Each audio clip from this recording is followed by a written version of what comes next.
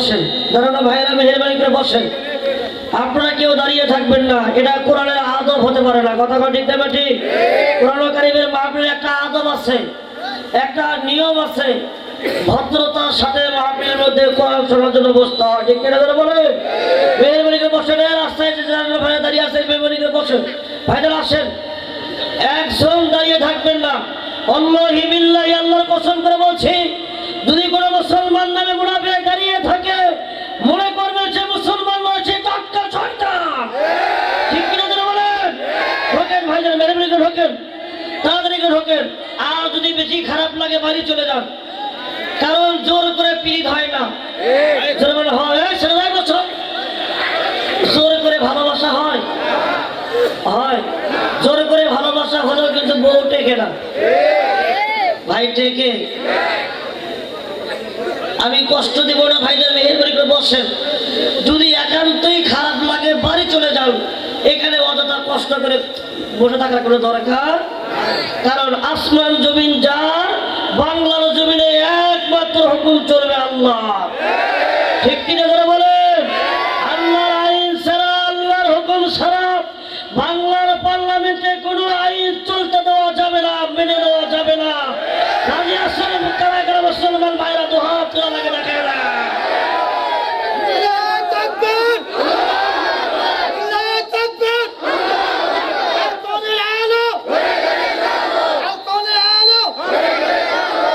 সম্মানিত প্রিয় ভাইয়েরা, আমার অ্যাঙ্গেলে মার হবে যেখানে, আওয়াজ স্লোগান হবে সেখানে। কথা বলেন। হক কথা বলতে আগেও পিছপা হয় নাই, এখনো হব। গোলামি করতে হবে আল্লাহ, ভয় করতে হবে আল্লাহকে। আল্লাহ ছাড়া কাউকে মানি না, মানবো না, মানি না, মানবো না। এই জন্য অহংকার গৌরবী করেন না ভাই, মেহেরবানি করে বসেন। বিশ্বনাথ ভাইরা বসেন।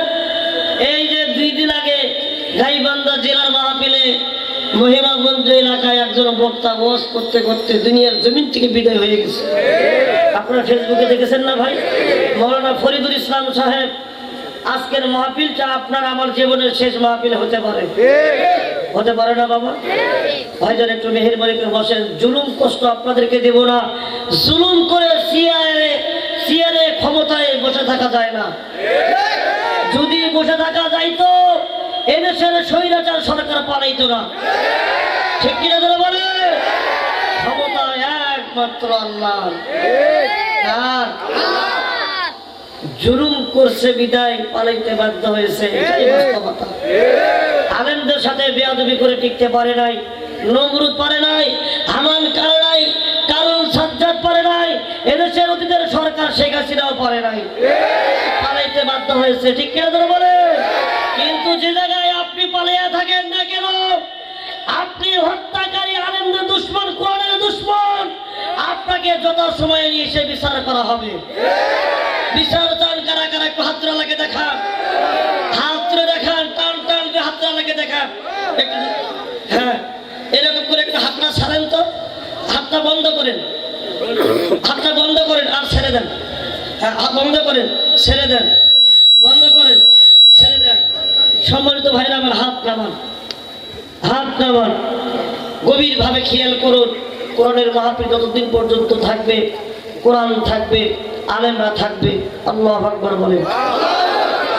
আলহামদুলিল্লাহ।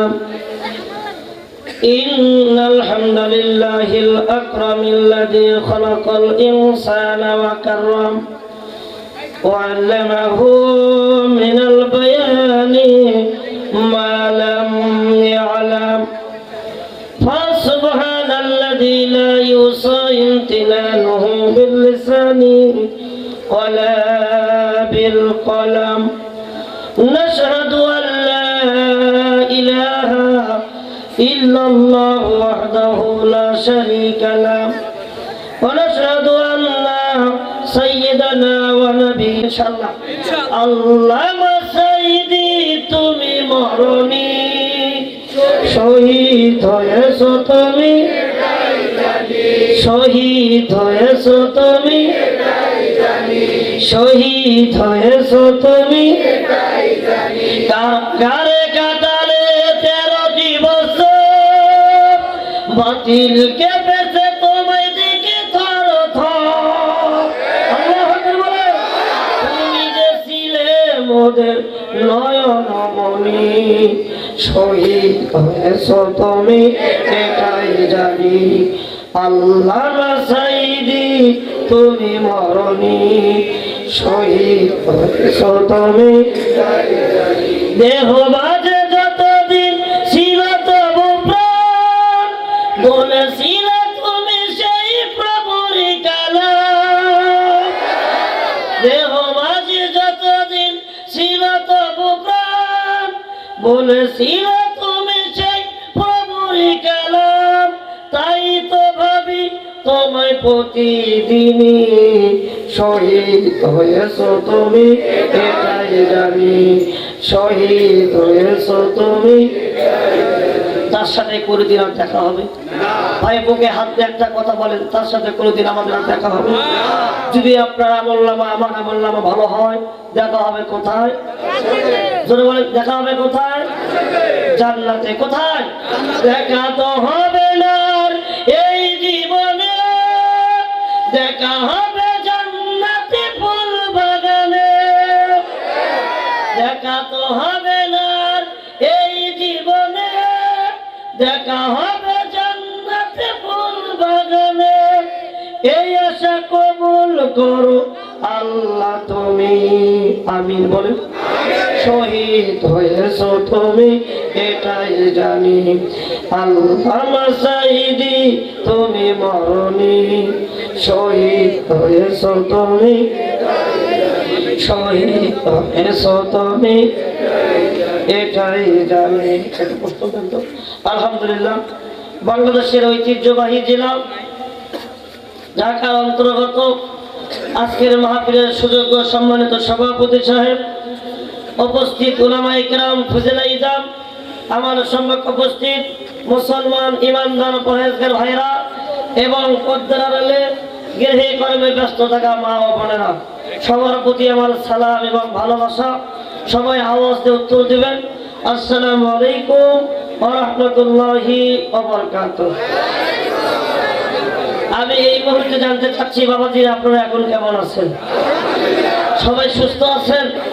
আমি দোয়া করি আল্লাহ সবাইকে সুস্থ রাখুন, বলেন আমিন। আল্লাহ ভালো রাখুন, বলেন আমিন। আল্লাহ নেক হায়াত প্রত্যেক ভাইয়ের দান করেন, বলেন আমিন। নেক হায়াত দান কারা কারা চান? যে এটা হাত তুলে আল্লাহকে দেখেন তো ভাই, এই হাত এরকম করে নাড়া দেন। আল্লাহ তুমি দেখো তোমার বান্দারা হায়াতের মধ্যে বরকত চায়, আল্লাহ তুমি পরিপূর্ণ করে দাও। হাত নামান। সম্মানিত প্রাণপ্রিয় মুসলমান ভাইরা, গভীরভাবে খেয়াল করেন, আমি আপনাদের মাঝে আল কোরআন কারীম থেকে দুইটি আয়াত তেলাওয়াত করেছি। অসংখ্য রাসূলের হাদিস থেকে একটি হাদিস উপস্থাপন করেছি। আল্লাহ যদি কিছু কথা বলার সুযোগ করে দেন, অল্প সময় কিছু কথা বলার চেষ্টা করব ইনশাআল্লাহ। আমা তৌফিক ইল্লা বিল্লাহি তাওয়াক্কালতু ওয়া ইলাইহিল উনীব। সুবহানাকা লা ইলমা লানা ইল্লা মা আল্লামতানা ইন্নাকা আনতাল আলিমুল হাকিম। জোরে জোরে করে আল্লাহু আকবার। সম্মানিত ভাইরা, কি আলোচনা করব? ওই হুজুরের পরে আলোচনা তো হয় না, কেউ করতে করে টিকতে পারে না। আলোচনা করে ধন্য করেছেন আজকের মাহফিলের প্রধান আলোচক, বর্তমান সময়ের বাংলাদেশ এবং ভারতের আন্দোলন সৃষ্টিকারী আলহাজ মুফতি আতিক বিন আব্দুর রাজ্জাক। আমরা তার জন্য দোয়া করি, বারাকাল্লাহু ফি হায়াতি, আল্লাহ তাদের হায়াতের মধ্যে বারাকা দান করুন, সকলে করি আল্লাহুম্মা আমিন। সম্মানিত প্রাণপ্রিয় ভাইরা আমার, একটা কথা আমি আপনাদেরকে স্পষ্টভাবে বলতে চাই, এই মাহফিলটা কোরআনের মাহফিল। এই মাহফিলটা ভাই কিসের মাহফিল? কোরআনের মাহফিল। কোরআনের সম্মান দিয়েছেন কে? আল্লাহ। আপনাকে আমাকে ইজ্জত দিয়ে পৃথিবীর জমিনে সম্মানে রেখেছেন কে? আল্লাহ। তাহলে আর কোনো কথা থাকতে পারে? কথা থাকতে পারে ভাই? তাহলে আমরা সবাই আইনে মুসলিম, আমরা মুসলমান। আমরা কি ভাই? মুসলমান দাবি করতে পারি, কিন্তু বাবাজি এখানে এমন আলেম আছেন, এমন উস্তাদ আছেন যার ছাত্র হওয়ার যোগ্যতা আমার নাই। তবুও আপনাদের মাঝে উঠেছি। প্রায় 11:30 বাজতেছে। আমাকে দাওয়াত করা হয়েছিল 11 তারিখে। আপনারা ঘড়িতে থাকে দেখেন 12 তারিখ হয়ে গেছে। হ্যাঁ কথা বল, 12 তারিখ হয়ে গেছে না ভাই? তাহলে আলোচনা শুনলেও খুশি, না শুনলে আরো বেশি খুশি। কথা কম, আলোচনা হবে হবে। তো ভাইজান আলহামদুলিল্লাহ, শুকরিয়া। আমি আপনাদেরকে একটা কথা স্পষ্ট করে বলতে চাই, দাদু ভাই, পৃথিবীর জমিনে যত ক্ষমতা আছে তছন শূন্য বিচ্ছিন্ন হয়ে গেছে। আজ পর্যন্ত এই কোরআনের সম্মান কেউ নিয়ে সিনেমিনি খেতে পারছে? কেউ পারছে? এটা গ্যারান্টি দিয়েছেন কে? আল্লাহ রাব্বুল আলামিন বলেন, ও ঢাকা এলাকার লোকেরা, বাবাজিরা, মুসলমান ভাইরা, গভীর ভাবে খেয়াল করেন। আমি আপনাদেরকে একটা কথা বলতে চাই, মুসলমান বাপজানেরা আমার। আল্লাহ বলেন, কুল্লু শাইইন হালিকুন ইল্লা ওয়াজহাহু। আল্লাহ বলেন, দুনিয়ার সমস্ত ক্ষমতা তছনছ হয়ে যাবে, সমস্ত ক্ষমতা চূর্ণ বিচূর্ণ হয়ে যাবে, কিন্তু কিয়ামত পর্যন্ত আমার ক্ষমতা অটল থাকবে। এটা কার কথা? শুনে বলেন, কার কথা? এবার আসেন, দেখেন আল্লাহ কত সুন্দর করে কোরআন কারীমের মধ্যে তাফসীর করে মুসলমানদেরকে স্পষ্ট করে জানাইয়া দিয়েছেন। ও ভাইরা, তাকে দেখেন, আল্লাহ তাআলা বললেন, ইন্না নাহনু নাযালনা যিকরা ওয়া ইন্না লাহু লাহাফিজুন। নিশ্চয় আমি আল্লাহ পৃথিবীর জমিনে কোরআন নাজিল করেছি একমাত্র কেবলমাত্র এই কোরআনকে সংরক্ষণ করার, হেফাজত করার দায়িত্ব আমি আল্লাহ। কার ভাই? কার? তাহলে আপনার আমার কোনো টেনশন আছে? টেনশন কার? চিন্তা কার? তাহলে ভাই, যতই আপনি ক্ষমতায় বসে বলেন 41 সাল, ক্ষমতা কি করবো আবার? বলে ক্ষমতা কার? এই জুলুম করার কারণে টিকতে পারে নাই। কথা কন। আরেকটা জুলুম করেছিল, আরেকটা জুলুম করেছিল, আলেমদেরকে হত্যা করার জন্য আয়না ঘর বানাইছিল। এই জুলুম করার কারণে বাংলার জমিন থেকে শাকচুন্নিকে বিদায় করে দেওয়া হয়েছে। আমি স্পষ্ট ভাষায় ঢাকার মাটিতে বলতে চাই, অতীতের থেকে শিক্ষা গ্রহণ করো। যারা ক্ষমতায় আগামীতে বসতে চাও, এই কোরআন নিয়ে যারা সিনেমিনি খেলবে, আলেমদেরকে যারা অকথ্যভাবে কটূক্তি করবে, তাদেরকে জুতা পিটা করে বাংলার জমিন থেকে বিদায় করতে মুসলমানেরা রাজি আছো? কারা কারা দোয়া বলে দেখায় না? নৌকা চলে না, তোমার নৌকার পাল ছিঁড়েছে, তুমি তো জানো না। তোমার লোকি বইটা ভেঙে গেছে, তোমার লোকি বইটা ভেঙে গেছে, খবর তো রাখো না বুবু। ও তুমি কেমন নৌকার মাঝি, এখন তোমার নৌকা চলে না। কোন কথা ঠিক না বেটি? খেলা মাথায় তেল মারিয়া ফায়দা নেছে লুটিয়া, খেলা মাথায় তেল মারিয়া ফায়দা নেছে লুটিয়া, তেল বিনে চলে না দুনিয়া, তেল বিনে চলে না দুনিয়া। আপনি যতই তেল মারেন না কেন, আল্লাহ বললো তোমার ক্ষমতায় আর রাখবো না, ক্ষমতা ছাড়, আরো পালা। কথা বলেন, খেলা হবে। কি হবে? আমি কথাই বলতে পারি না, এখন খেলা খেলা হবে। আমরা বলতে চাই, কোরআনের মাহফিলে কোরআন দিয়ে খেলা হবে। তুমি যদি বৈধ মায়ের বৈধ সন্তান হও, বাংলাদেশে আসো, দেখুন জনগণ তোমার পিঠের চামড়া কেমন করে খোলে। রাজি আসছেন কারা কারা? ভাই দোয়া চলে গেলে খেলা।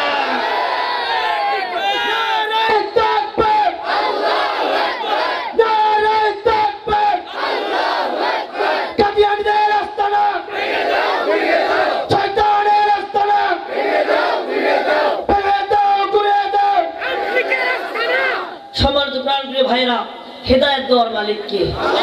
জোরে বলেন কে? আপনারা যদি কিছু সময় দেন, আমি একটা হাদিস বলতে চাই, বলবো? শুনতে চান? মা বোনেরা যারা পর্দার বাইরে আসছেন, মেহরবানি করে পর্দার মধ্যে ঢোকেন। কারণ এই 17টা বছর জ্বালাইছেন আর জ্বালাইন না, এবার ভালো হয়ে যান, পদ্মের মধ্যে ঢোকেন। কারণ ভাই কি বলবো, সমাজটা তছনছ করে দিয়েছে, সমাজটা চুরমার ধ্বংস করে দিয়েছে। কারণ সমাজ নষ্ট করছে পরিমণি, আর শিক্ষা খাইছে দীপুমণি। হ্যাঁ, গ্রাম নষ্ট করছে সমিতি, মসজিদ মাদ্রাসা নষ্ট করছে কমিটি। হ্যাঁ, কিছু কমিটি আছে না ভাই, টাকা নিয়ে পালায়। কয়েকদিন আগে ফেসবুকে দেখলাম, এই শোনেন, মাদ্রাসার পরিচালক বাকি রাখছে 5 মাসের বিল। কেউ দেখেছেন কি, জানলে বলবেন। 5 মাসের বিল বাকি রাখছে, তো আর কি করছে, হুজুরের মেয়ে গিয়ে পালাইছে।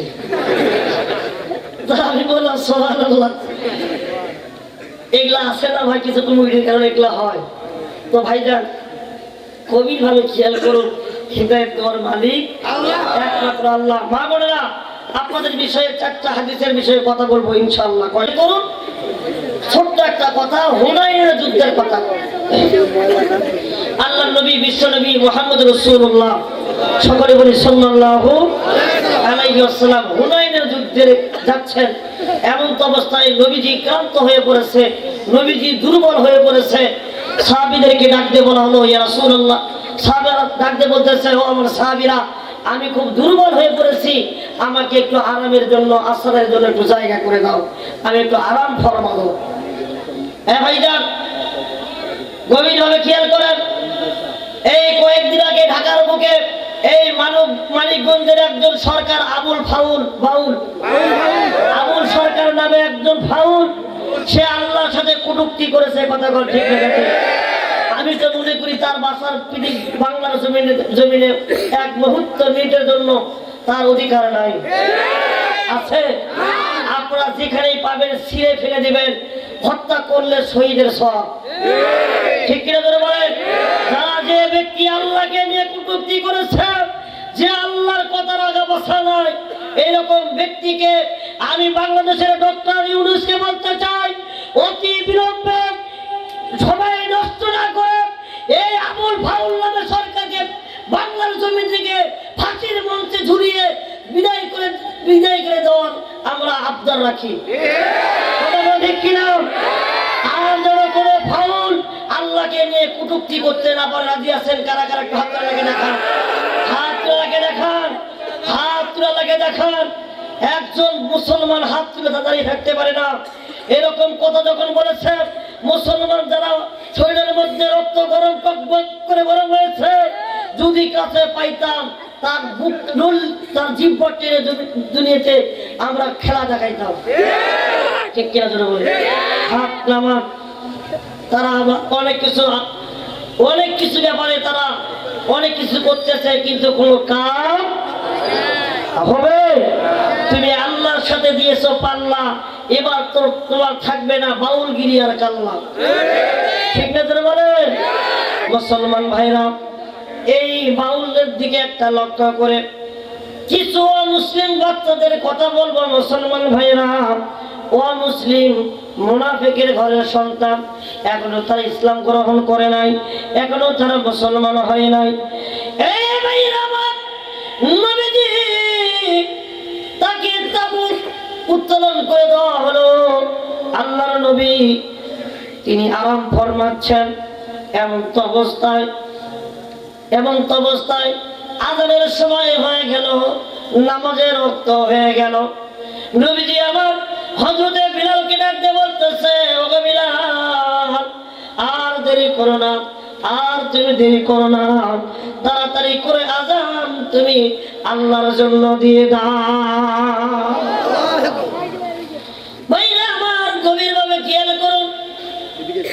হযরতে বিলাল যখন নির্দেশ পাওয়ার পরে যখন আযান সুন্দর করে দিচ্ছেন, একটা একটা করে বাক্য, একটা একটা করে শব্দ যখন বলেন, আল্লাহু আকবার, আল্লাহু আকবার, আল্লাহু আকবার, আল্লাহু আকবার, এইরকম বলে বলে একটা একটা করে যখন হরফ শব্দ বলে, ওই মুনাফিকের বাচ্চারা ওই ইহুদির বাচ্চারা এই বিলালের আজানকে তারা ব্যঙ্গ করার চেষ্টা করতেছে, আজানকে ভেঙ্গানোর জন্য চেষ্টা করতেছে।